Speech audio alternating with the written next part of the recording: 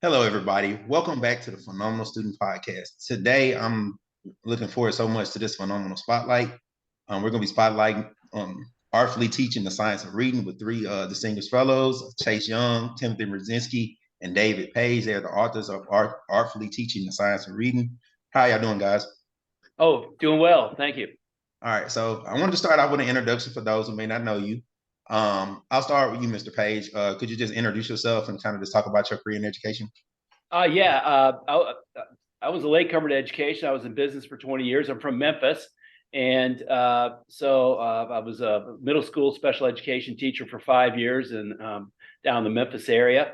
And then was at Bellarmine University up in Louisville, Kentucky for about 12 years. And now I'm a professor at Northern Illinois University, where I direct the Cherry L. Johns Literacy Clinic and other stuff. Okay. All right, Mr. Brzezinski, could you introduce yourself? All right. Hi, Jeremiah, and How you thanks for doing? having us. Long story short, I am a professor of literacy education at Kent State University in Ohio, where I teach courses in particularly aimed at kids who are having difficulty in reading. I have run our reading clinic for a number of years, and trying to find ways of helping teachers become better teachers, helping more effective teachers. And that's been my life's work for the last 40 or so years. So thanks for having us. Thank you. All right, and Mr. Young, I guess Chase, I've seen we're from the same, I guess, stomping grounds of Mississippi. Absolutely. So how are you doing? And just introduce yourself. I'm doing great, and it's great to be here. I'm Chase, and let's see, I taught elementary school for a decade. I was a reading specialist.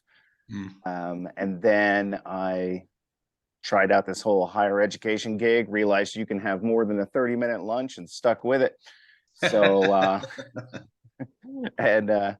so the courses I teach are in literacy education. One of my favorites is diagnosis and reading remediation of reading difficulties. All right.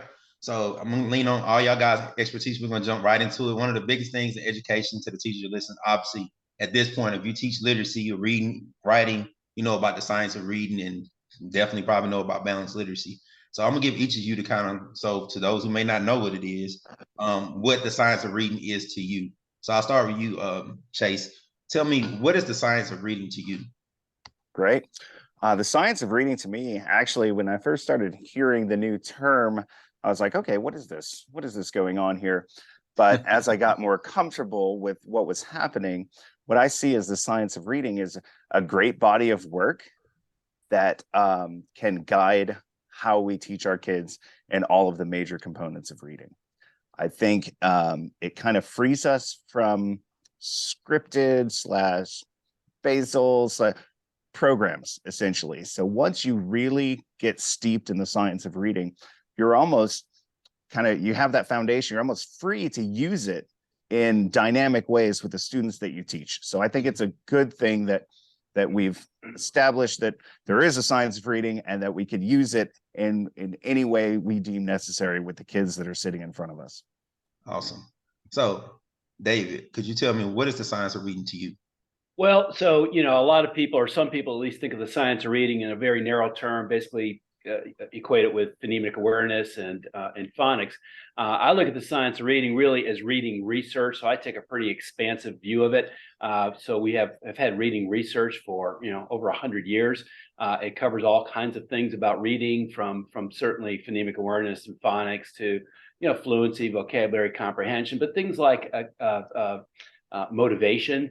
The different areas of research around how the brain processes text, things around instructional interventions, strategies, these kinds of things. So I take it as basically the body of research that informs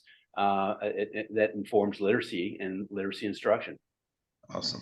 And finally, last but not least, Mr. Brzezinski, could you tell me what you feel the science of reading is? Well, first of all, I could say ditto to what's been said before, but to me, it's evidence-based instruction that is based upon scientific research that has been shown to actually have the impact,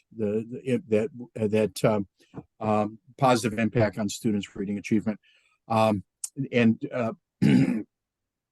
I want to emphasize, and I think, David, you mentioned this, it's not just phonics, because it's been so easy to fall into that trap of saying that's what science of reading is. It is phonics, but it's more than that. It's teaching phonemic awareness, fluency, all those comprehension, parental involvement, motivation, all those things. Science informs all of those topics, and we need to use all of it, not just narrow our focus on one particular aspect of it. All right. So I kind of want to, before we get into our book, as we were talking about before we got on air, I kind of want to dive into each of the components. I mean, I love the National Reading Panels report as far as the 5 components of each day. I try to incorporate it even in my interventions, and definitely did it in the classroom.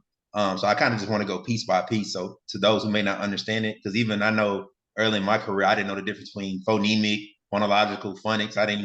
You take the test, you really don't know the difference sometimes. So I just thought it'd be instructional, kind of like break it down piece by piece. So I'll talk about maybe the challenges of maybe doing each of those components. So I'll start with you, Mr. Young. What are some of the challenges maybe of incorporating phonological awareness within, your overall instruction within the classroom? It's a good question.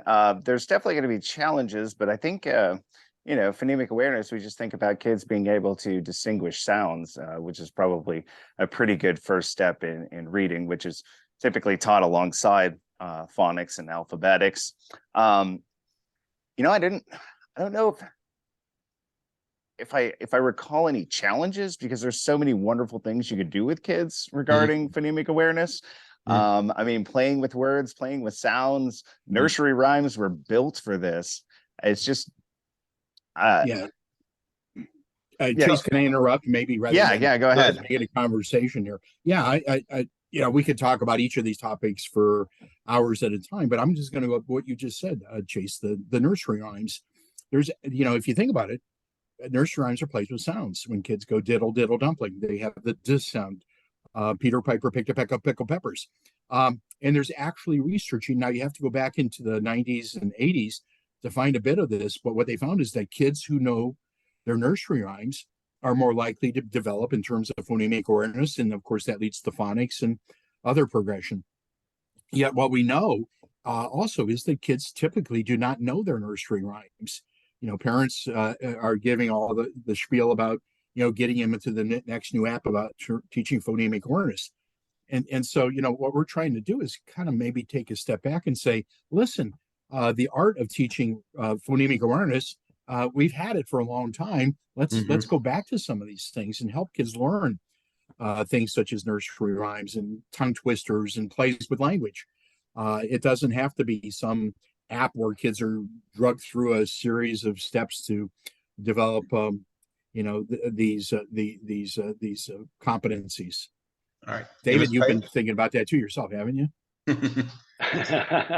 Yeah, so the thing about phonemic awareness is, kids need to be able to, take a word and split it apart, and then be able to blend those sound parts back together. So that's really the reason that we teach phonemic awareness, so kids can acquire that skill.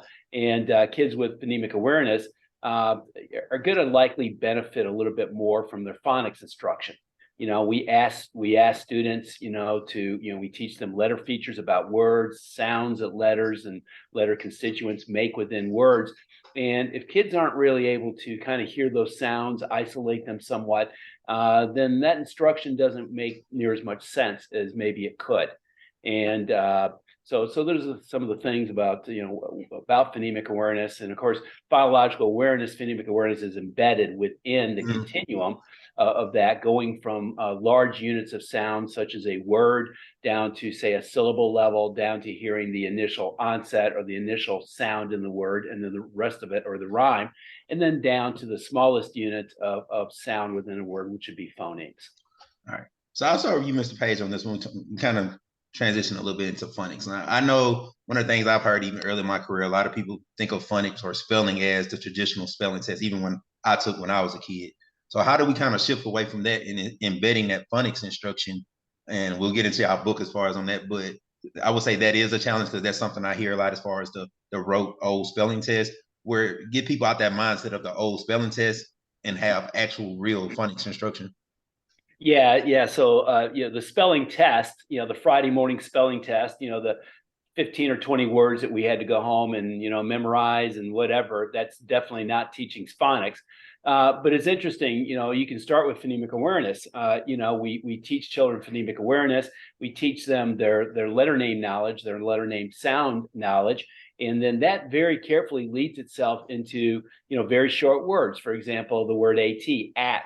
If the child understands that it begins with an A, and the common sound is a, and the common sound is t, now the child has the ability to take those and put together at. And so that's the beginning of phonics instruction right there. And then, of course, we know that phonics evolves along a scope and sequence.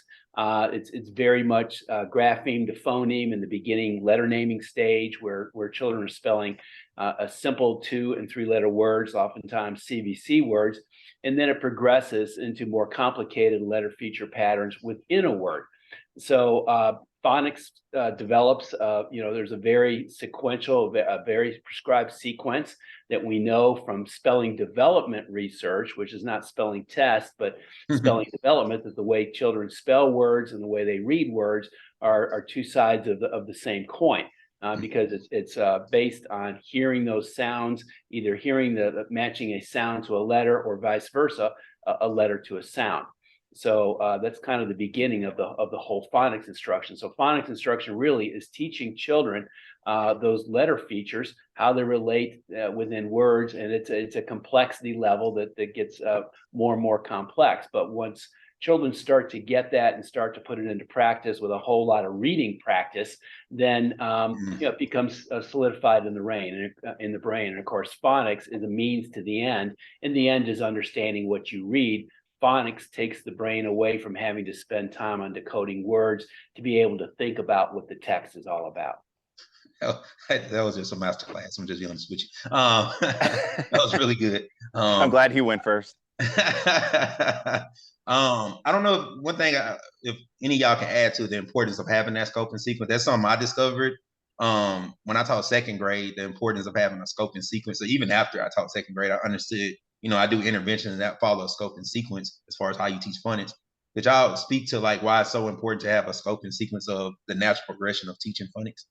And that could be Chase or Mr. Rasinski. Well, yeah, I'll just throw in my 2 cents here. Yeah, I think it's important to have a scope and sequence that guides you along the way. First you start with smaller elements, as David said, and you move to larger, more complex elements. What I think concerns us, though, is when that scope and sequence becomes a lockstep curriculum, where every teacher has to be on page 28 at a certain day of the year.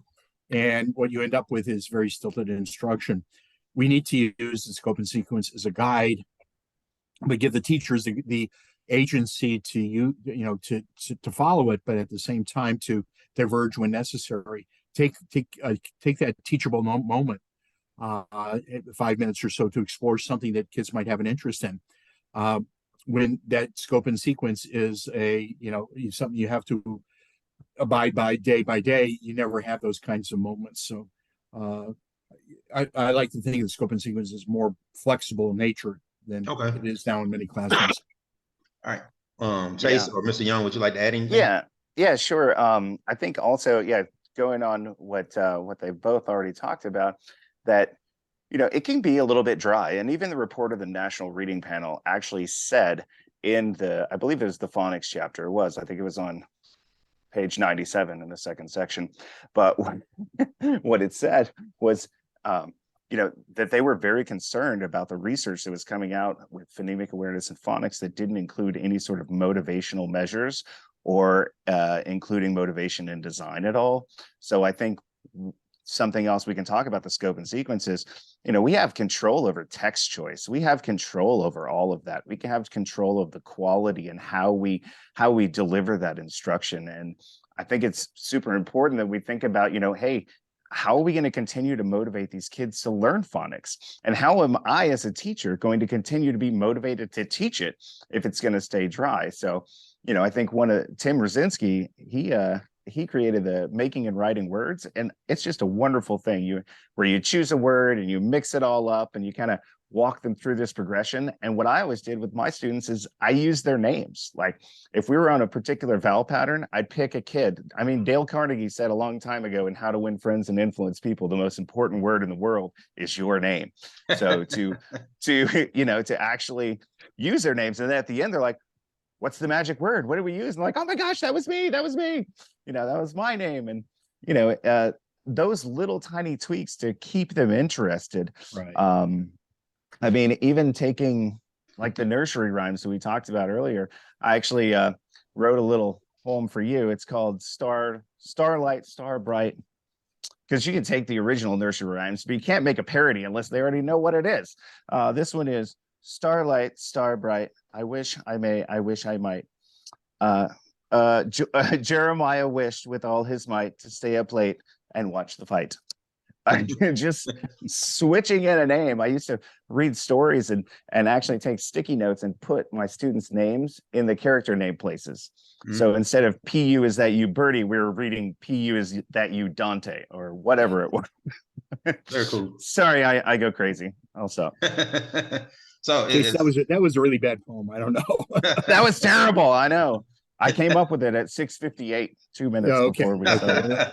You said you were joking beforehand too. Yeah, right. So we seamlessly, I guess, transition to the next thing. I actually had it pinned to start vocabulary and fluency with Mr. Rasinski because I know he has the vocab trailers, or not vocab trailers, vocab ladders. I know someone who does vocab trailers, vocab ladders, and then of course fluency. So Mr. Rasinski, let's talk about like your work with vocabulary and why it's so important toward instruction. Well, yeah, it's one thing to be able to decode a word, sound a word out of it, but if you don't know what the word means, it's a nonsense word, and that's going to affect your comprehension. I tell the story about a few years ago. I was doing actually a fluency study down in Canton, Ohio, where I had 8th grade students reading a story about the Wright brothers, and one of the words that appeared in the story was the word biplane. It appeared like 4 different times, maybe 5 actually. But over half the students did not read the word as biplane.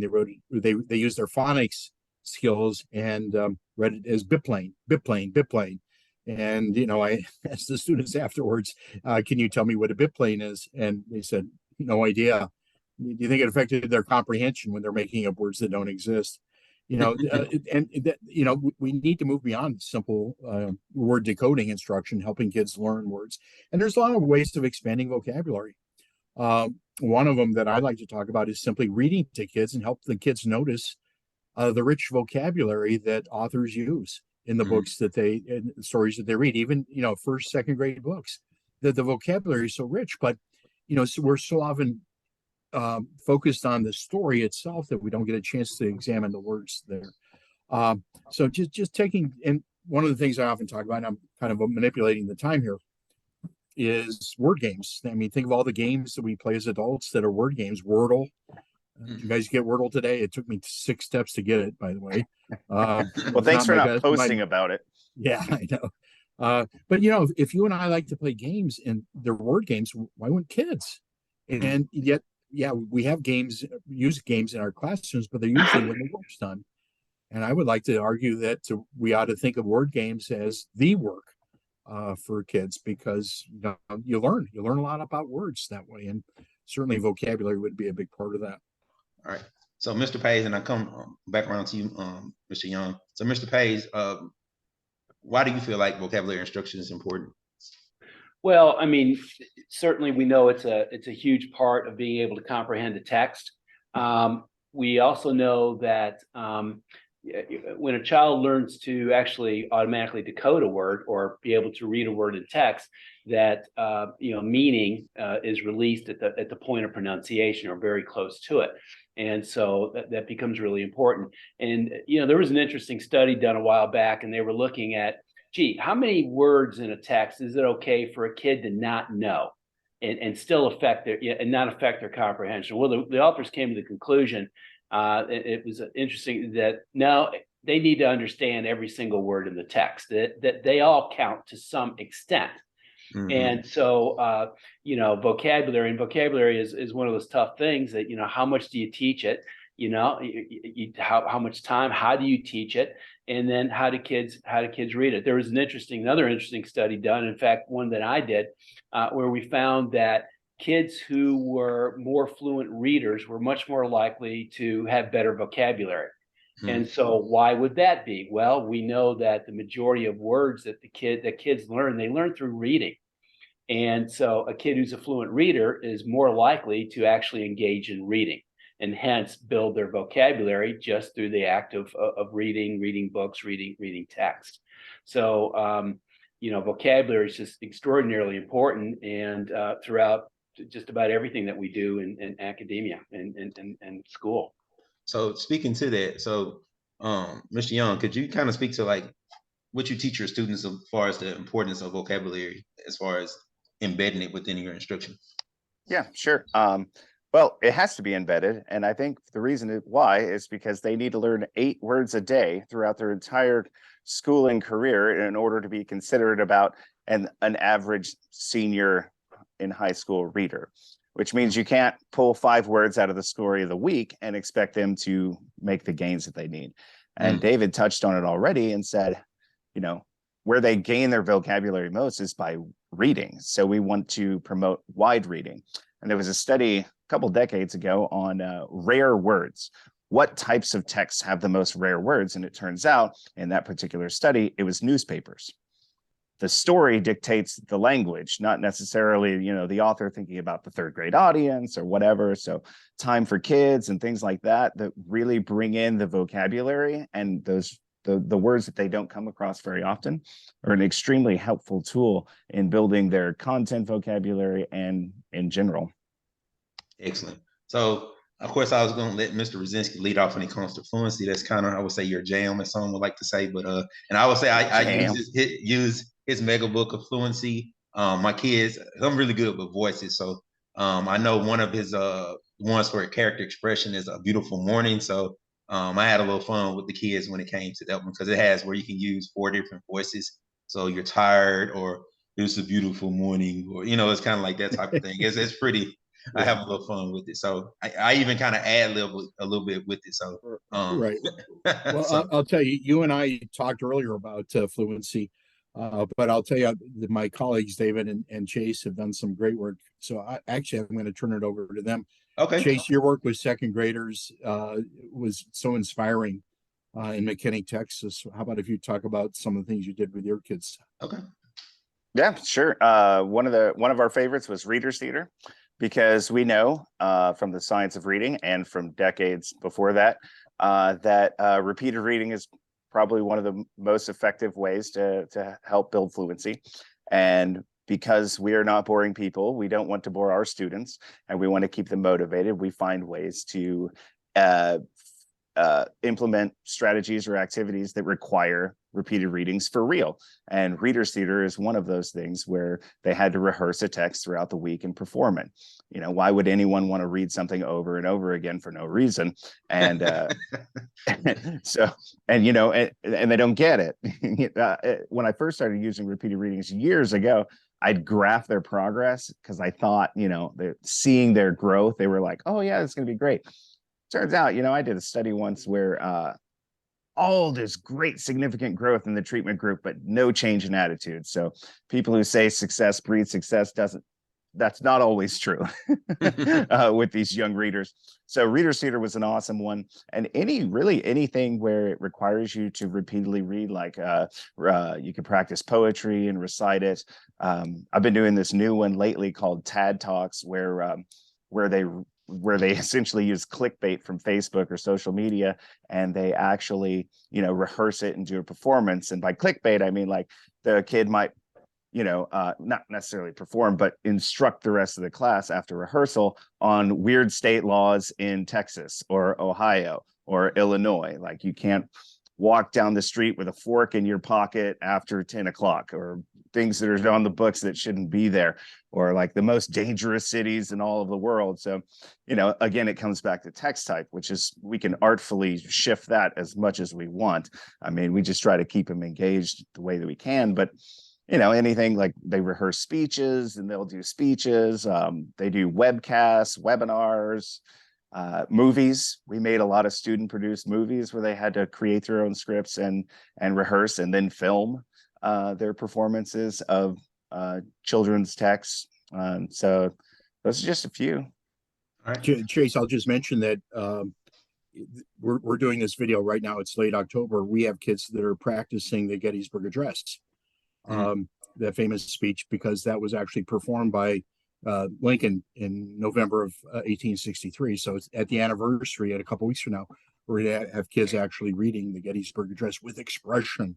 And that's the part of fluency that often gets neglected. And David, you've done some research on that. A lot of research, right? on the third indicator of reading fluency, prosody. And it's interesting with prosody. I did one study. What we found out with first, second, and third grade readers, we were looking longitudinally across grades, and that prosody really starts kicking into gear once kids get comfortable with decoding words. If they're struggling with decoding, it's really hard for them to focus their attention on any kind of expression or phrasing. So I always advise teachers, let's get the decoding under control, and then let's work with prosody. Now, that doesn't mean you can't model prosody. You should do that. And a strategy that I used a lot when I was a middle school teacher, I taught middle school kids with learning disabilities around reading, was choral reading. And probably I was looking for something that I could engage them in on a daily kind of a basis, my class. And so I hit upon this idea of choral reading and just decided I was going to do it. So I put it together, prepared text. And of course, the class, the kids, you always have somebody in the class who likes to read and it's good with them, but the rest of them were not too hot on this. It took me a week or two to finally, I just realized very quickly that I'm going to have more backbone about doing this than they do. And finally, they started getting engaged in it. And I would model the reading for them. And it was really interesting. But in my class, I had 3 boys that sat in the back. And they were going to have nothing to do with it. I'd pass out the text, and they literally would throw it on the floor. And so I'm going to go with the ones who want to go with me. So that's what I did. I took the rest of the class, and it was a Thursday of the 3rd week, and the kids were really getting good at this. Remember, and they were sat and we got done reading, and one little girl, her name was Kayla, in the front of the class. We got done reading, and all of a sudden she just blurted out, "Ooh, Mr. Paige, that was good." And it was, yeah. And now Kayla was, we would call kids then that, Kayla was an influencer in that class. Kayla was an opinion maker. And if it was good with Kayla, so it was as if she turned around to those 3 boys and said, "Okay, it's okay for you to read with us now." Because the next day they picked up their scripts and they started to engage somewhat. And it was just an incredible story about that. But I really like choral reading because you can do it with the text that you're using in class, whatever they may be. And kids can get really good at it. And it's a way for them to practice reading. Another way that you can do across content areas, across the day. And if you keep in mind that the poorest readers read the least, they're the ones who need to read the most. And by the time they get into middle school, where I had them, they're really good at getting out of it. They've perfected that skill. So anyhow. Yeah, David, and I was going to just kind of mention some of the research you've done, getting back to the science of reading, that prosody or expression was highly correlated with comprehension, even in high school. It was. And that there are a lot of kids in high school that are not very prosodic or expressive readers. That's exactly right, Tim. We did that study. It was a 9th grade class, and it was the results were really compelling. That prosody contributed additional variance to comprehend. Other words, kids understood what they read a little bit better if they could read with prosody, and so it's really important across elementary grades, middle school grades, and secondary grades. And it's really interesting. I remember another study I did. We were working across 10 middle schools, and generally the decoding wasn't too bad, but so many of these kids they were just Robotrons. They just read in a flat, expressionless voice. And it just really stuck out like a sore thumb on the part of many kids, that they just didn't know how to read with any kind of prosody or expression. And you can take care of that when kids are young. They need to hear that and need to work with them on that. So prosody, it is really an important skill, and we kind of don't talk about it too much. Well, we talk about it, right? Teachers don't. Well, brain research says that the kids that read out loud with expression read silently with expression. So if you have your Robotrons that are reading to you, boring the heck out of you, when they're reading silently, they're boring themselves.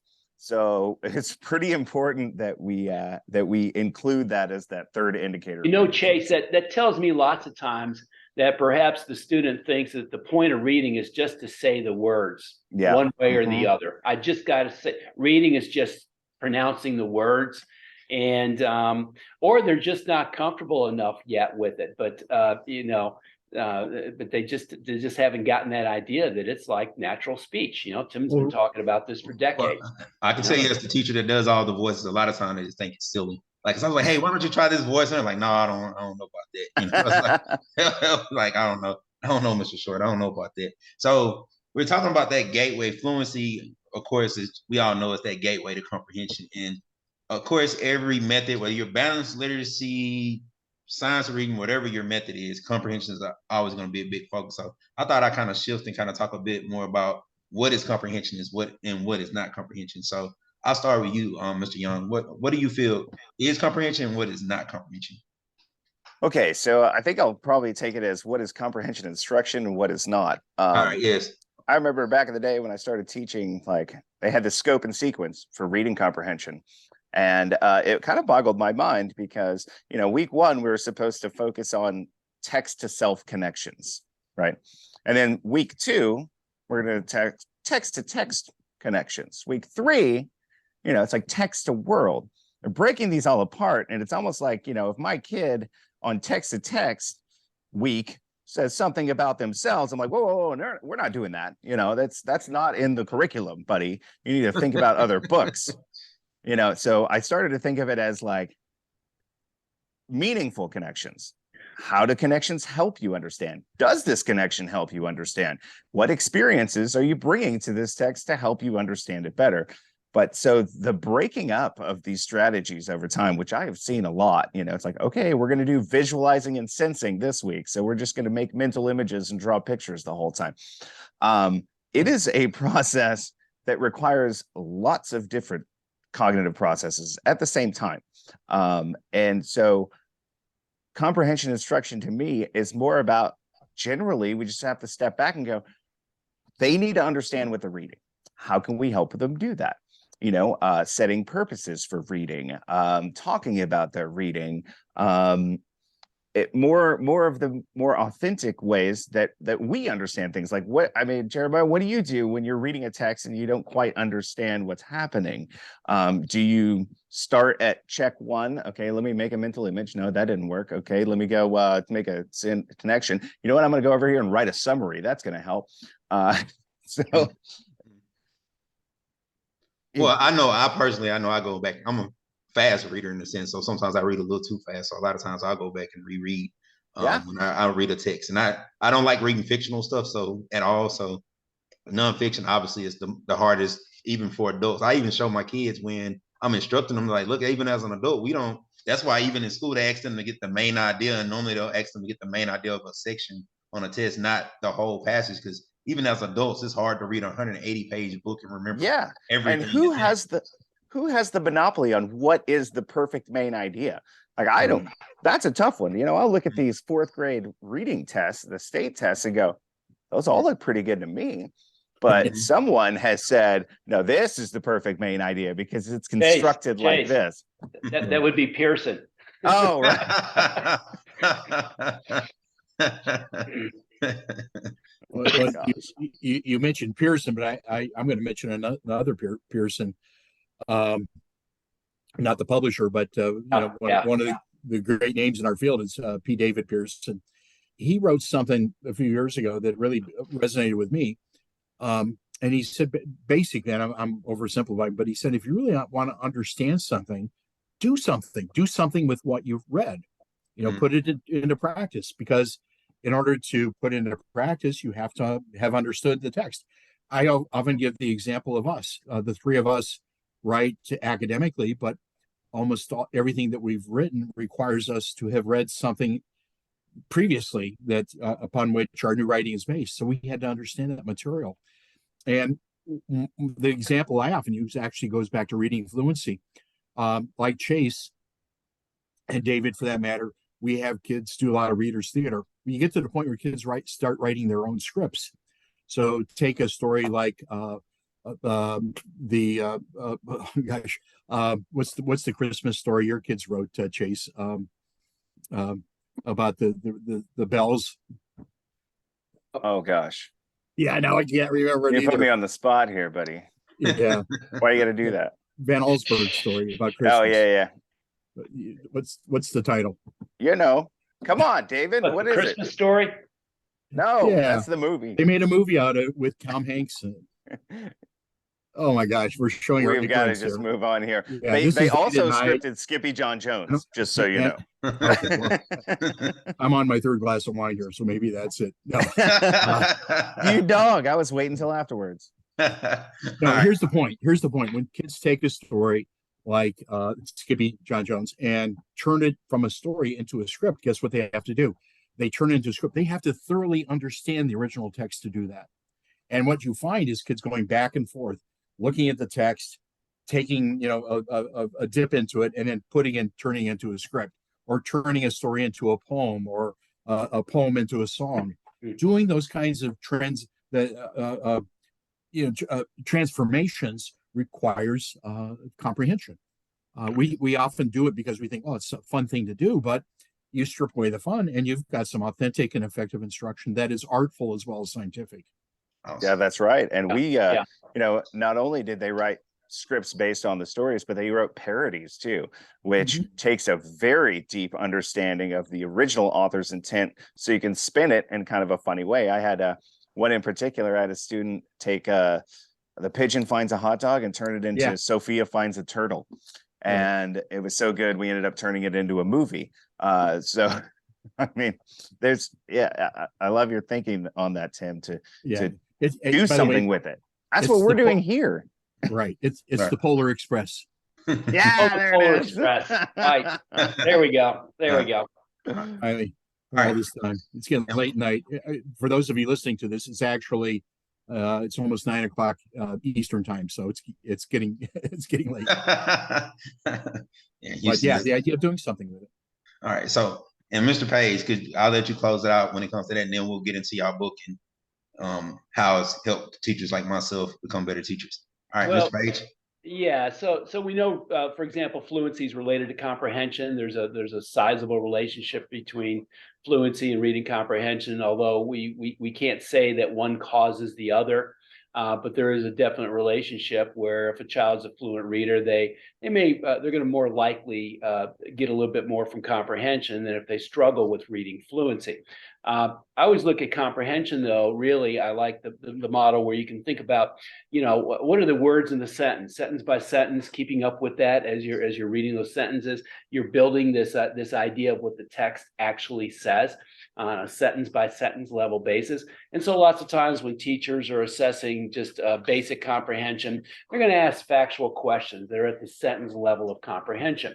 But the other level, and what we're really trying to get kids to is what we would call more the situation model, where they're relating the bigger ideas in the text to what they understand about that same kind of topic. Now, where the challenge becomes, if the child has really little knowledge of the topic, then that's quite difficult. But if they have some knowledge of the topic, then they can get involved in some critical thinking. They can take a piece of text and relate it to what they think. Is it coherent with what they think, or is it not coherent? These are the kind of critical thinking skills that we can help develop kids with comprehension. So I think that's, those are important things to understand about that, but children do have to have some background knowledge about all this. The other thing that around comprehension is that the reader has to monitor their comprehension, and you can't make a kid monitor their comprehension, right? You can kind of remind them about it. I'm not sure even how you teach someone to internally pay attention to what they're reading. But one of the things that we do to help do that is we might ask, how often do we ask kids to make predictions about a text? Take a look at the cover. What do you think this book's going to be about based on the cover? I bet it's going to be amazing.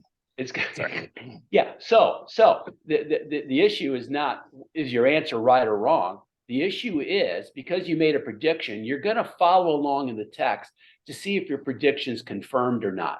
So that's making you monitor your comprehension. That's all that trick is doing, is trying to get the child to pay attention to what they're reading to confirm their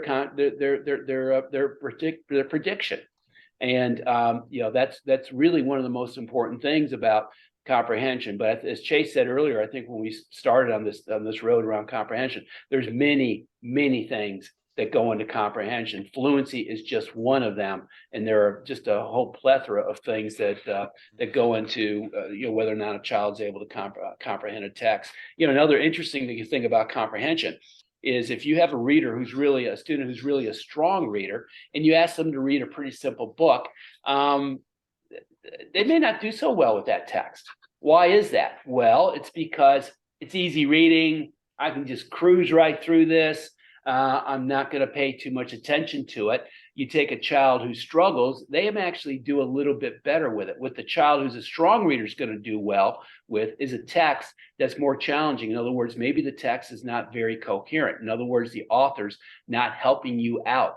The reader's having to do a lot of inferencing and really think hard about the text. But if they have good skills, they will actually get a lot out of that text. That was a study done by Danielle McNamara, and fascinating study, which I think teachers all ought to understand, because you have all this diversity of reading skills within your class. So if you have a really good, strong reader, you want them to engage with more challenging text. In other words, it makes them work, and they want to do that versus a child who maybe doesn't have that level of skill, where a less coherent text is really going to be difficult for them. Yeah, and a couple of things you said goes right back to setting the purpose, like predictions. That's setting a purpose. You've made a prediction, and now you're going to be, you're going to read through and you're going to think if you're, and try to follow that along. And also with the less challenging text, you set a purpose for that strong reader on an easy reader and say, hey, you are going to read this to your last, the teacher from last year in their class. And, I want it to be a great read aloud for them. So think about expression. So when they read that easy reader, they're thinking about what the meaning is because they have a purpose. They're like, okay, well, I'm gonna think about this. So I'm gonna do some intonation here, pitch, pause, all that. And, I think Kusser was the one who put this anecdote in about setting the purpose of, like, he told this story about, or he wrote this little story about this house and starts talking about everything he walked past, guitars, TVs, whatever. And then he asked people to reread it as if they were a burglar. And it really gets them thinking, like, oh, TV, what kind? Ooh, flat screen, 85-inch, sweet. So giving them a purpose before reading is a powerful strategy. Well, one thing I've seen now, especially even before I was an interventionist, is that revising the prediction piece as well. And one thing I started to do last year, instead of just saying revise the prediction, I asked them to revise the prediction and why did you come to that prediction. Instead of, because if you just ask a prediction and just have them make one, they'll just, if the story is the cooking class, they'll just say, oh, it's going to be about a cooking class. I'm like, okay, that tells me nothing. So could you tell me, can you tell me it's going to be about a cooking class plus what's going to happen in the story and why? Because a lot of times they just try to give you a generic answer just to feed you pretty much, instead of forcing them to think a little bit. So I found that Jeremiah, that's really great. You mentioned that. So that one little letter word, why? Why do you think that? Support your reasoning with that. That works in so many different ways with so many things in teaching. That's just a great point that you made around asking kids why, or a little more sophisticated. What's your evidence? Well, I think that's one thing. I guess normally we don't talk too much about, I guess, state testing and things like that whenever I do the podcast, but that's one of the good things now that as far as on the STAR test, a lot of the pieces of the STAR test and is going to be about giving that evidence. And it's not, for years, teachers want the kids to submit their evidence on the, I guess, the test and write it out to the side whenever they choose to answer. Now they kind of have no choice. That's going to be part of the answer choice. So now teachers are kind of going to be forced to embed that in their instruction and asking kids, okay, if the character's arrogant, can you tell me why he's arrogant? So, what are your reasoning? So I think that's going to be very good. So, as you said, making the text more challenging and forcing them to work. Kids sometimes don't want to work when they read stuff. One of my intervention students last week, she didn't like to write. I think it might have been the week before last, and I told her that she got to do a lot of writing when we went through the text. And I think they had picture day today, so she literally was in her little chair backing up, like, no, I don't want to write. I want to write. I want to leave. So I mean, she was playing around, but at the same time, that's how a lot of kids are. They don't want to really be pushed and stretched to think a little bit. So we kind of went through this kind of laborious process, everybody, because I kind of wanted to break down what the science of reading was, so we can get into this book, Artfully Teaching the Science of Reading, from these gentlemen. I read it myself over the summer. Mr. Rasinski signed it. I'm honored that he did so. But I found it was a very instructional tool. As far as I know, as a classroom teacher, it was for years I was trying to learn how to do some of these things, as they put it, artfully, where it's not boring. I do voices, so it's easy. I almost feel like I have a cheat code with the fluency and different things like that, because I guess I could just do all that and it makes it more fun for the kids, but not every teacher has that advantage. So we'll get into now the book. So I don't know who would like to lead off. Just tell me, why did y'all decide to write Artfully Teaching the Science of Reading? It was necessary. It was absolutely necessary. Publisher approached me, asked if I had an idea. I said, I have one. This is the only book I'm willing to write. And she said, I love it. So I reached out to David and Tim, and we actually cut our production time from a year to 6 months because the field needed it. We were going in a direction which is, I'm grateful that teachers are mindful of how kids learn how to read, but I'm also very scared, much like they said in the National Reading Panel, that motivation and the art are going to be lost in the wake of this movement. So we wanted to present the science, but we also wanted to show teachers how they can use the science to be awesome and do awesome things and motivate their kids and not be boring and have fun, and actually give them a license to do so. All right. So, Mr. Rasinski, why did you decide to join him on this project? Much the same as my two colleagues there, we thought it was necessary. We feel that the field is going down this road of science of reading, which, again, we don't disagree with at all. We think it needs to be scientifically based, but we can't leave the art behind. It's got to be, as Chase said, giving teachers agency, giving kids agency to learn to a certain extent under their own creative juices. We identified 3 characteristics of artful instruction. There probably are more, but we say artful instruction is creative. We give teachers that opportunity to be creative in their instruction, and kids creative in their response. That it should be aesthetic, reading not only to educate the head, but to touch the heart, and also authentic. The idea of what we ask kids to do in school should reflect what happens in real life. And so often the things we ask kids to do in school, you never see happening. Try to read as fast as you can to develop fluency. I've never seen that in real life. And we want to develop fluency in other ways. So was my motivation. And Chase said we wrote this book in like 3 months, and the reason was it was bottled in us all these years, and we said finally we get a chance to express how important it is to tell teachers you're important. It's not just following the script. You need to have the creative agency to develop your own curriculum. Excellent. So, Mr. Paige, I'll let you close out, at least as far as why you wrote the book, and then Well, I think we had written an article for Reading Research Quarterly on the art and science of teaching reading, and we were reading that article was targeted really for researchers, and we wanted to bring in the element of the teacher that, yes, the science is really important. And, so much research, a lot of cognitive research gets done in, very structured situations. It's where things are kind of boxed up. And, we really think, well, we can't miss the idea of the teacher. Where is the teacher? Because they're at the center of all of this. And I think that's really why we wanted to, that's why we wrote that article.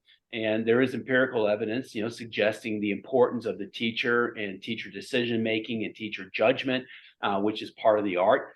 And so this book really was an extension, I think, an outgrowth of all of that. All right, so either one of y'all can take this quiz. I kind of earmarked a few things. I won't get everything in the book, but there's a few things I thought were very cool. I see the first figure in here, figure 1.1, the model for artful instruction. So one of you just talk about why did you come up with that as your model for instruction?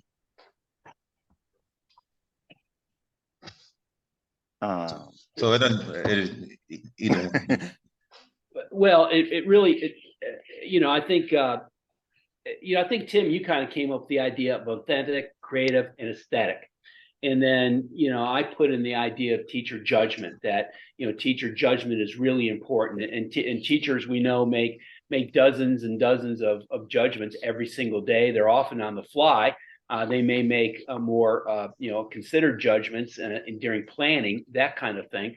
But I think that's really important. So we wanted the science of reading to reflect this idea of just what might be the essence of artful teaching, and that was the idea that it's authentic, creative, and aesthetic, and that really goes into teacher judgment also. So how have y'all guys feel like the book has been received? I think it was released in, what is it, April or around that time? April. So how do you feel like the book has been received? One of the things I really liked about it, I thought it was different. A lot of times when people give the references, on which I had a lot, it's normally toward or at the end of the book. Why did you decide to have references after each chapter? I thought that was very good how y'all did that.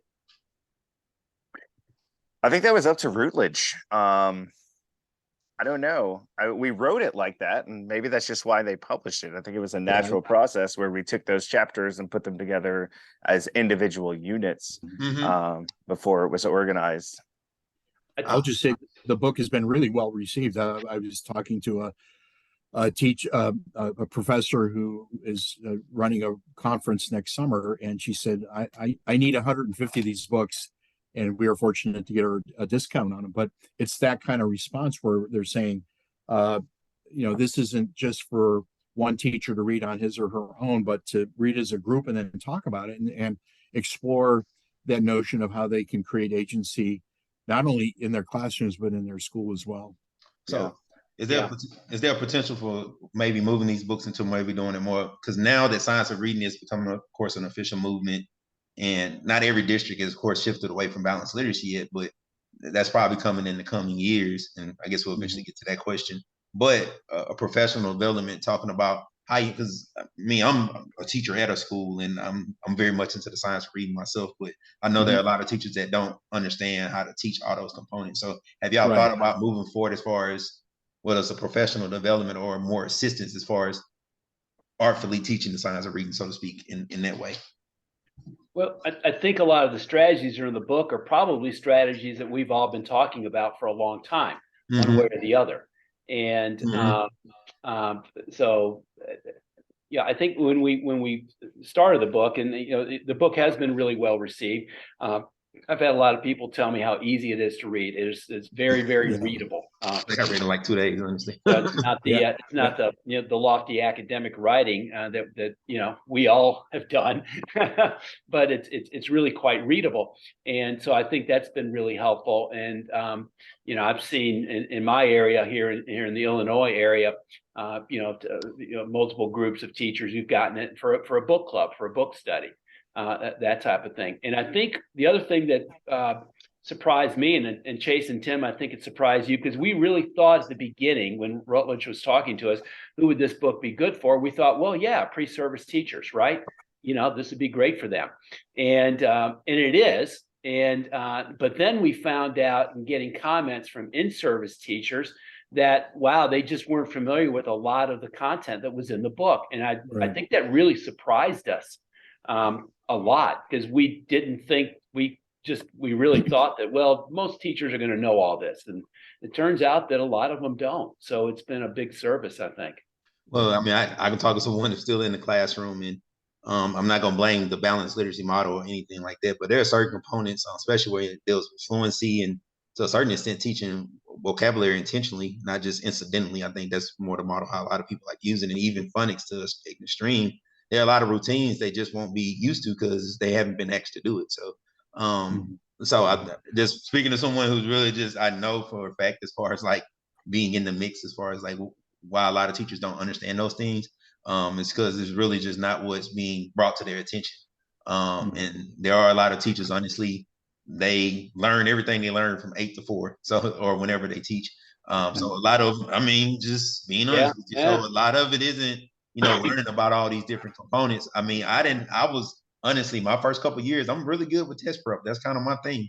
My first couple of years of teaching, but it was teaching second grade, and you have a student that can't decode a word or spell a word or do something like that. It kind of forces your mind to shift. You kind of have to. So I think that's when, if you really, I'm gonna say a true teacher, if you really want to see your students succeed, that's when you start learning about these different components. So and like David said, we try to avoid the academic language. Really, what we try to do was say, here's the science, and here's ways you can teach the science in artful ways. And we actually give examples. And we're not saying those are the only examples you can use, but when teachers see that, these things actually work, I can create my own instruction that works. Yes. And that's what we're looking for, is giving teachers that license to do good instruction. Why they got into teaching to begin with, not to follow some script, but to be creative. It is kind of amazing, Tim, when I go into schools, and I work a lot in schools, and it's amazing how, yes, a lot of schools have various curriculum, and guided reading is in a whole lot of them. Balanced reading has been in a lot of them. But then I go into a lot of classrooms or some schools where they don't really use much of any kind of a curriculum, or they might do guided reading and really nothing else. And so, I think a lot of the ideas that we have in the book becomes really helpful. And, and Jeremy, to your, so I guess maybe we shouldn't be quite surprised that, some of this stuff is new to a lot of teachers out in the field who've been with some of these other things. So. Yeah, and I don't know, it's more, I want to say a more personal recent story. I know I was talking to a teacher I asked her how our students were doing in class since I pulled them out for intervention. So, well, I don't know, I hadn't pulled them for guided reading yet. I'm like, that's the only way you assist a student. And it's kind of like, there's a lot of teachers that are like that too. So it's kind of guided reading is the only thing sometimes. But I can go off into a wormhole with it. So, so obviously the science of reading, even with your book, is coming at a critical time in education. Y'all guys have seen the shift more than I have. I'm only 9 years into this, and really 7 as a classroom teacher. How do you feel it will help with the changing landscape right now? I mean, we've been honest, we're shifting from a balanced literacy model to a science of reading model for teaching reading. How do you feel like our book kind of helps with that transition? So, well, I think some of what the book does is it still captures some of the things that have been done for a while, and whether that was done under the name of balanced literacy or not, that it's bringing some of the things we've learned over the last decade or two and kind of just, I don't know, like honing in, maybe being a little more explicit about what really truly works. And again, to keep that notion that motivation and attitude and creativity and all of that should not be left behind at all. Because that would be awful. So, I mean, I won't say I'm gonna ask y'all a deeper question, but I kind of I respect people who make books, and even people that are outside the classroom that still think like classroom teachers. But sometimes I feel like a lot, I've interviewed a lot of people now. Thankfully, I had a chance to interview a lot of very cool people, but sometimes it's seen as a classroom teacher. I was like, man, do you not understand that this in an actual classroom will not work? So how do you feel like, I know some of you teach students, how do you still keep a beat on what actual teachers deal with, when you put together your materials and this book? We're in classrooms all the time. Yeah. We've been teachers. We continue to be teachers. We run reading clinics. We substitute, all those things. So we're in the classrooms. We're talking to teachers.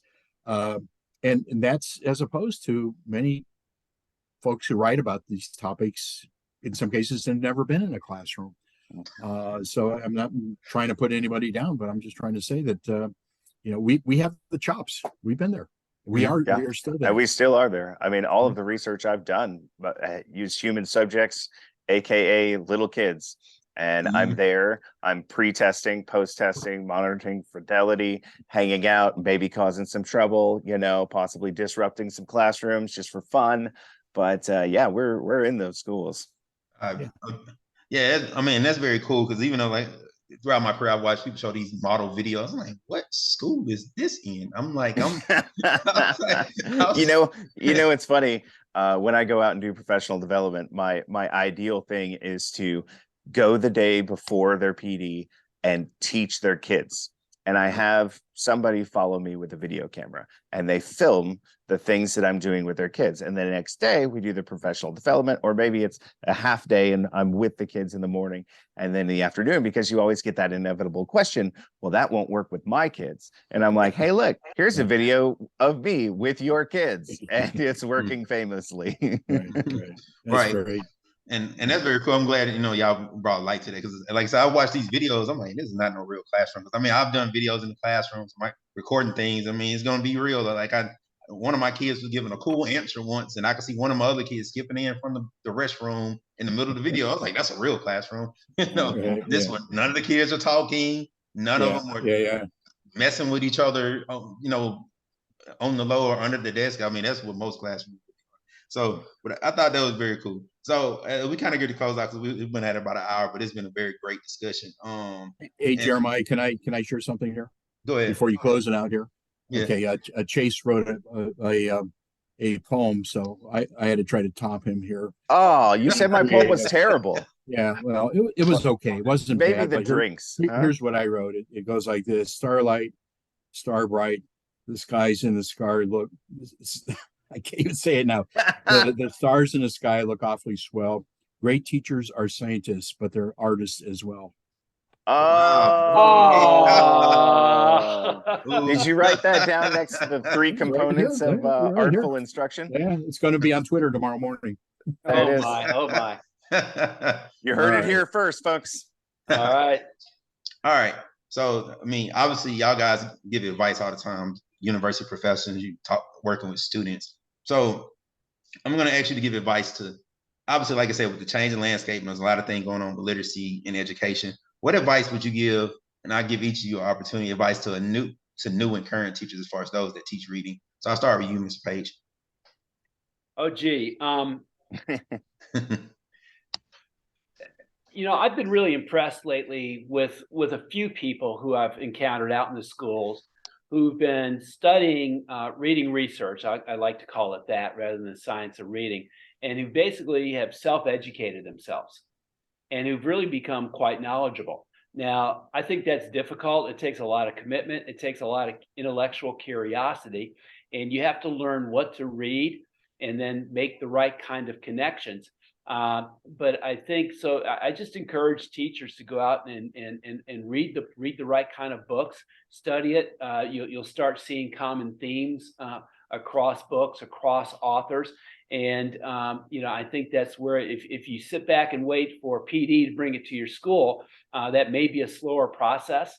But I think you can really get involved in some self-study and really make it much more exciting, especially as you're teaching. I mean, you got this classroom and this access to kids every day, and you can start implementing, transitioning, looking at some of the things, just even out of our book that you can start implementing in your room. And I think, your self-discovery and your learning becomes really exciting that way. Awesome. So, Mr. Rasinski, what would be advice you would give to any new and current teacher? I guess what I would just say is remember why you became a teacher to begin with. Mm-hmm. It wasn't so that you could follow some script and a very strict scope and sequence. It was because, number one, you love kids, you love learning, and you were creative, you were artful, and so hold on to that, despite the fact that there might be folks trying to say, tear you away from that. We've got to learn to hold on to our hold on to our guns on that and make sure that that's part of our instruction. I would love it if we could just say to teachers, by the end of the year, your students have to be reading at this particular level. How you get them there is up to you. We're going to give you all the support you need, but you get them there. And my guess is that with proper support, teachers would do it much beyond what we see happening right now. All right, and Mr. Young, my fellow Mississippian, there he is. There he is. My advice to you is to remember that this is a very difficult job. And as you enter this profession, I want you to take risks, and you will fail. And I will tell you that every kid I taught my first year has a legal lawsuit on their hands because of how horribly I did. But you will get better. Stick to it. Reading research is hard to read. So be mindful of that. But this is easy to read. Yeah, but Artfully Teaching the Science of Reading is way easy to read, and it's highly rated on Amazon. You can purchase one yourself. No, just kidding. But yeah, no, I mean, go out there and try new things. I see posts on like the Facebook groups all the time of like, hey, how do I map this one word? Like, everybody's so worried about so many details, they're gonna lose their minds. No wonder they're burning out. I mean, do your best. It doesn't always have to be perfect. Just go out there, be creative, use what you know, and if your students are learning, then be happy about it. If they're becoming better readers, you're doing something right. Well, and one thing I've learned too is going to what you're saying. Sometimes failing is like, I'm gonna say the best thing, but so even for example, last year I did intervention. There was one group I focused more on word recognition, and another group I actually had taught them in the first semester because I was an interventionist and teaching. I didn't do word recognition, and one of the groups progressed a little bit more. And I was like, okay, I think I know why. So it's like little things like that you learn through that trial and error. One thing worked and one thing doesn't. I mean, it's okay to make. I mean, I always say I kind of hate though as a teacher, you don't want any kid to not get what they need, but I mean, it's gonna happen. So I mean, you have to learn to accept that you're gonna mess up sometimes. But I want to thank all of you for joining me, and two, for writing the book, because I thought it was an awesome read. I think I read it in like 2 days, but it was an easy read, but it gave simple strategies that you can do in the classroom that are not hard to implement. So it's a simple approach to a very complex topic. Yeah, that's right. That's right. And we need it. All right. Thank you, Jeremiah. All right. Thank y'all. So guys, thank you, Jeremiah. Thank you. Thank you.